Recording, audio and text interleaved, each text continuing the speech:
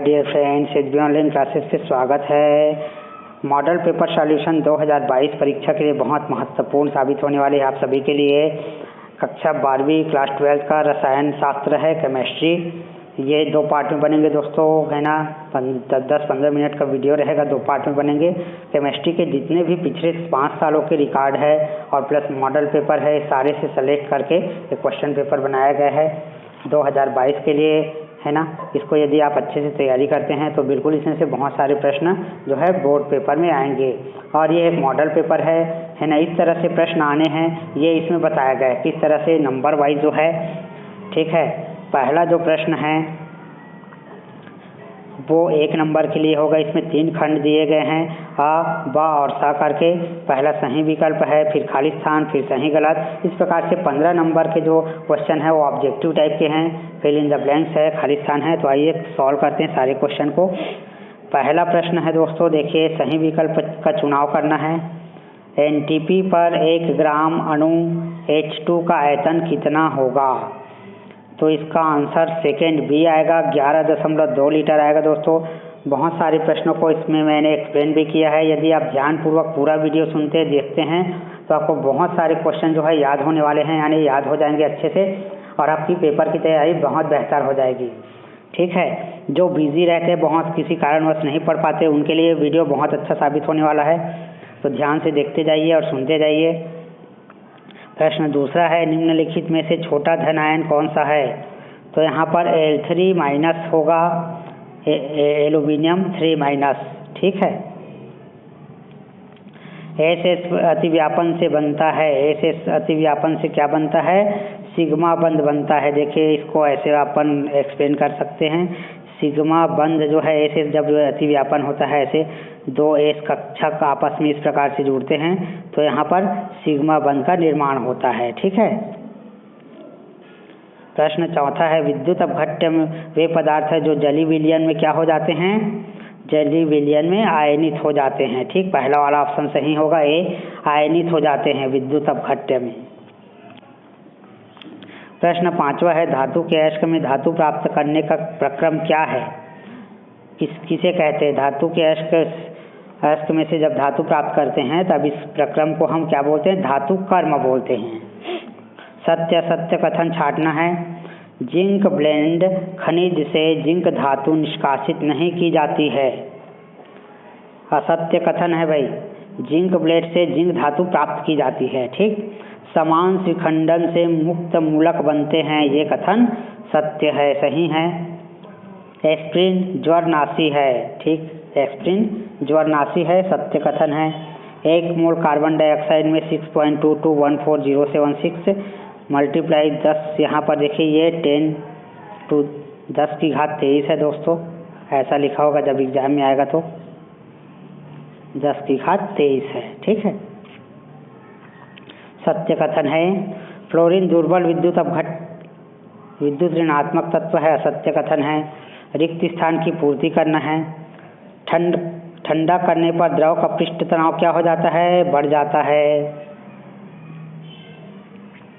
वह पदार्थ जो रासायनिक अभिक्रिया में इलेक्ट्रॉन ग्रहण करते हैं क्या कहलाते हैं? ऑक्सीकारक कहलाते हैं।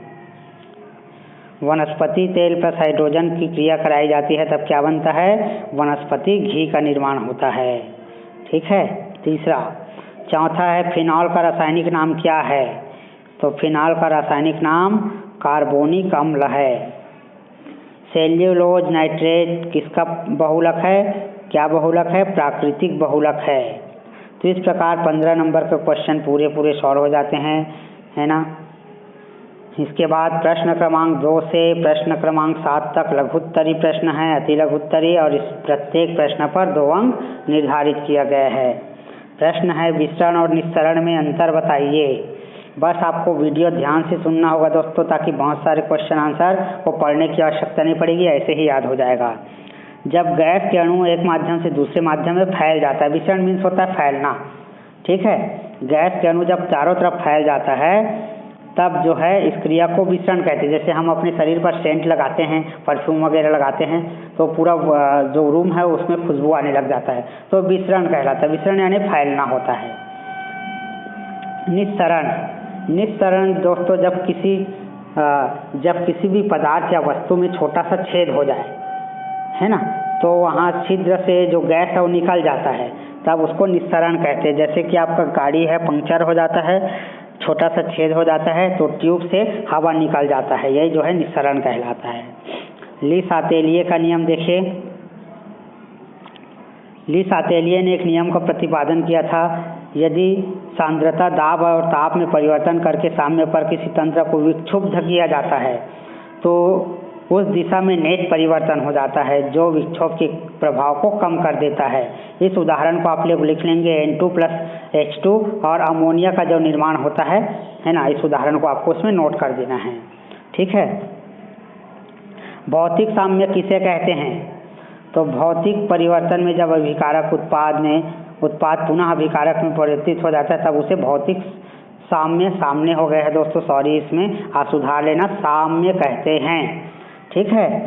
तो यहाँ पर भौतिक परिवर्तन क्या होता है? जब उत्पाद पुनः फिर से उत्पाद में बदल जाता है, यानी देखिए जब द्रव, हम जल की बात करते हैं, जल को गर्म करने पर क्या बन जाता है? जल वाष्प बन जाता है।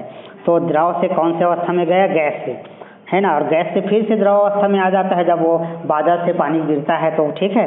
बर्फ को जब हम पिघलाते हैं तो फिर से द्रव बन जाता है, तो ठोस से द्रव बन गया, द्रव से ठोस बन जाता है, ठीक है। यही भौतिक साम्य कहलाता है।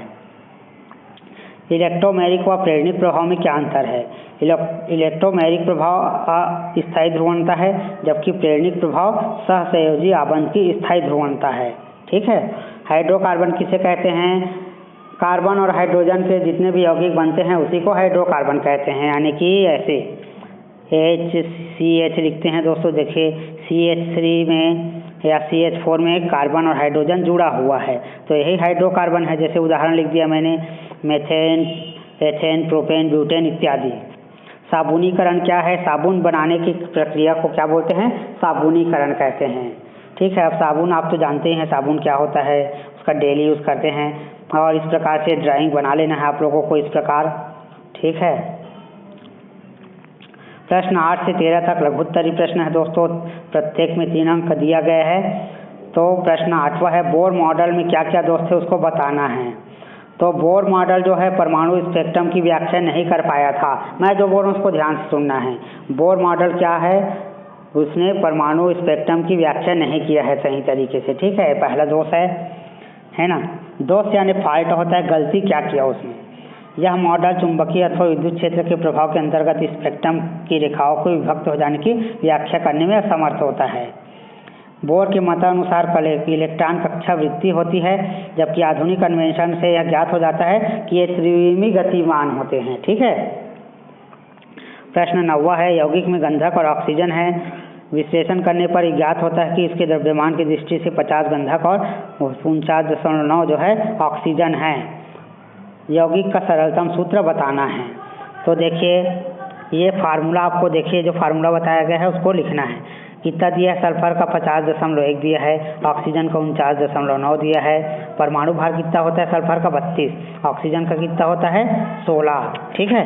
प्रतिशत मात्रा परमाणु भार दोनों का बटा अनुपात निकाल देंगे दोस्तों, है ना। 50 में से 32 को भाग करेंगे 1.55 आएगा, है ना। 49.9 को 16 से भाग करेंगे तो 3.11 आएगा। अब यहाँ पर 1.56 आया है, ठीक है, उसको 1.56 से डिवाइड करेंगे तो 1 आएगा। 3.11 को जो आंसर आया है 3.11 को 1.5 से भाग करेंगे, है ना, तो यहाँ पर 2 आएगा। तो इस प्रकार 1:2 आ जाता है। यौगिक का मूलानुपाती सूत्र होगा, है ना, SO2, ठीक।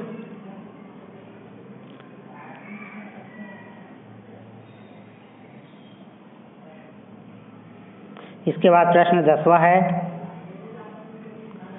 मानक दाब किसे कहते हैं? तो रासायनिक 0 डिग्री ताप तथा एक वायुमंडलीय दाब को सुविधाजनक मानक स्थितियों के रूप में स्वीकृत किया है, यानी कि वैज्ञानिक लोग जो है 0 डिग्री को और एक वायुमंडलीय दाब को मानक बताया है। इन स्थितियों को 0 डिग्री ताप और 760 मिलीमीटर दाब को मानक ताप और दाब कहा जाता है, जिसे संक्षेप में अपन STP भी कहते हैं। तो प्रश्न में कई बार जो है STP किसे कहते हैं ये भी आता है ना, याद रखना। प्रश्न 11वां है, निम्न को समझाना है। प्रतिचुंबकी और अनुचुंबकीय और लौह चुंबकीय किसे कहते हैं। प्रतिचुंबकीय क्या होता है, जब कोई भी पदार्थ को चुंबक के क्षेत्र में रखा जाता है यानी चुंबक के पास रखा जाता है तो चुंबक के प्रति कमजोर रूप से आकर्षित होता है। यानी हम किसी भी वस्तु को चुंबक के पास रख देते हैं, है ना, तो थोड़ा थोड़ा हल्का हल्का उसको आकर्षित करता है, खींचने का प्रयास करता है, तब वो चुंबक प्रतिचुंबकीय कहलाता है। ठीक। अनुचुंबकीय क्या होता है, जब अणु परमाणु आयन में एक या एक से अधिक एकाकी युग्म में इलेक्ट्रॉन की उपस्थिति के कारण पदार्थ को चुंबकीय क्षेत्र में रखने पर आकर्षण कम हो, है ना, तब यह गुण अनुचुंबकीय गुण कहलाता है। इसके बाद प्रश्न तीसरा है, लौह चुंबकीय पदार्थ, है ना, जब चुंबक के पास लोहे से बनी चीज़ों को हम रखते हैं तो तेजी के साथ उसको अपनी ओर आकर्षित कर लेता है, यह लौह चुंबकीय पदार्थ कहलाता है। ठीक। फ्लोरीन की इलेक्ट्रॉन ग्रहण एंथैल्पी क्लोरीन से कम क्यों होता है, तो फ्लोरीन की इलेक्ट्रॉन ग्रहण की एंथैल्पी क्लोरीन से कम इसलिए होता है क्योंकि फ्लोरीन परमाणु का माप क्लोरीन से छोटा होता है, इसलिए अंतराल इलेक्ट्रॉन प्रतिकर्षण इलेक्ट्रॉन वृद्धि को कम अनुकूल बनाता है, जिससे इसकी एंथैल्पी जो है कम हो जाती है। ठीक है। प्रश्न 13 है, एंजाइम किसी अभिक्रिया की दर को किस प्रकार बढ़ा देते हैं, तो रासायनिक उत्प्रेरकों की भांति एंजाइम भी केवल सूक्ष्म मात्रा में आवश्यक होते हैं। रासायनिक उत्प्रेरक की क्रियाविधि की भांति एंजाइम भी अभिकारकों को उत्पाद तक ले जाने वाले ऊर्जा रोधक को कम कर देता है। उदाहरण दिया गया है, देखिए, एस्टर के जल अपघटन के लिए प्रयोगशाला में उसे जलीय सोडियम हाइड्रोक्साइड के साथ उबालने की आवश्यकता होती है, जबकि एंजाइम उत्प्रेरण में यह लगभग उदासीन पीएच और कम ताप पर ही हो जाता है। ठीक है। तो ये 1 से लेकर प्रश्न क्रमांक 13 तक को सॉल्व किया गया है पहला पार्ट में।